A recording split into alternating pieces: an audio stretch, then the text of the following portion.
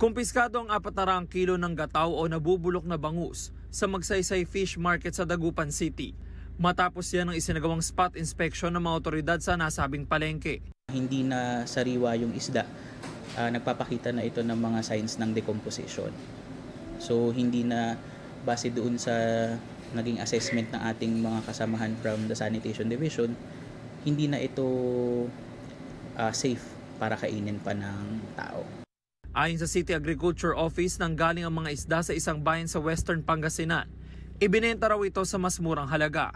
Hinahanap natin yung tinatawag na auxiliary invoice na ini-issue ng ating mga municipal agriculture offices din. Sa auxiliary invoice kasi sinasabi doon na yung ating isda na tinatransport ay nahuli sa tamang pamamaraan, at the same time safe for human consumption.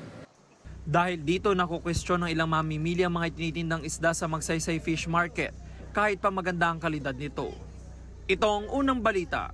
James Agustin para sa GMA Integrated News. Mga kapuso, para laging una sa mga balita, bisitahin at mag-subscribe sa GMA Integrated News sa YouTube. Sa mga kapuso abroad, samahan niyo kami sa GMA Pinoy TV at sa www.gmanews.tv.